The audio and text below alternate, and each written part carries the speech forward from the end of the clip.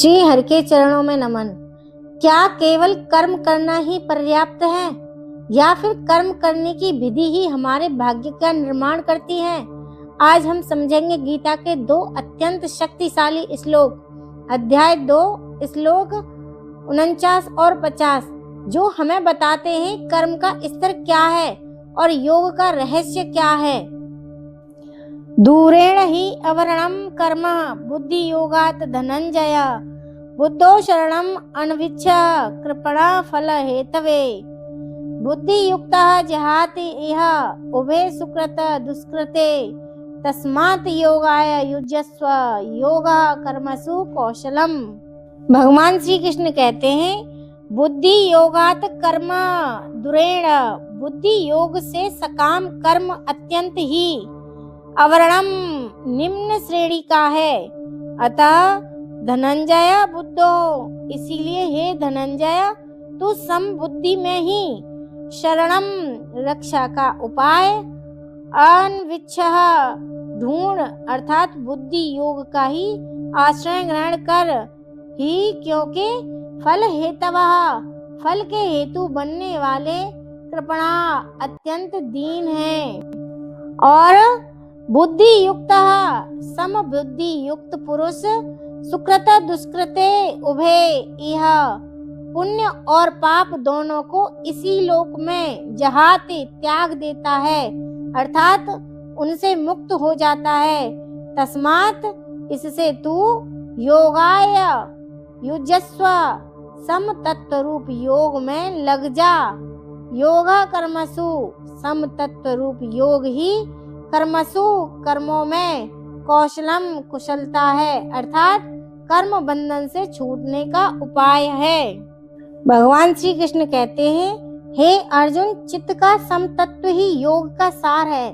जहाँ मन और बुद्धि का एक हो जाना, जब उस बुद्धि योग के विषय में सोचा जाता है, तब यह दृष्टिगोचर होने लगता है कि वह कर्म कांड उससे बहुत ही छोटे दर्जे का है।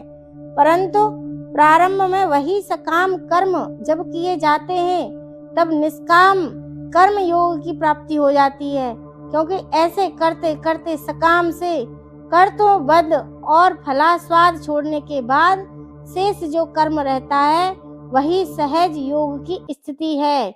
इसीलिए बुद्धि योग ही मजबूत पाया गया है।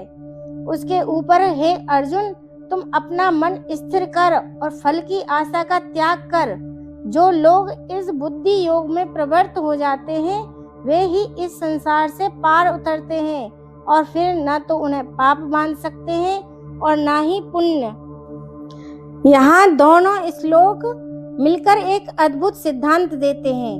पहला श्लोक कहता है, फल की इच्छा से किया गया कर्म हमें बांधता है, और दूसरा श्लोक कहता है, जब बुद्धि से कर्म किया जाता है तो वही कर्म हमें मुक्त करता है।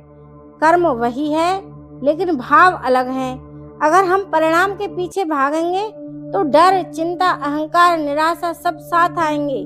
लेकिन अगर हम बुद्धि योग से कर्म करेंगे तो मन शांत रहेगा, निर्णय स्पष्ट होंगे और कर्म में उत्कृष्टता आएगी। बहुत लोग समझते हैं कि योग मतलब केवल ध्यान या साधना है, लेकिन यहाँ भगवान कहते हैं, योग ही कर्मों में कुशलता है। मतलब जब मन संतुष्ट हो, तब लक्ष्य स्पष्ट हो, जब आसक्ति कर्म कम हो, जब परिणाम का भय न हो, तभी सच्ची कार्य कुशलता आती है। पढ़ाई में नंबर के डर से नहीं, सीखने की भावना से पढ़ो। काम में सिर्फ प्रमोशन के लिए नहीं, उत्कृष्टता के लिए काम करो। और रिश्तों में उम्मीदों से नहीं, समर्पण से जुड़ो।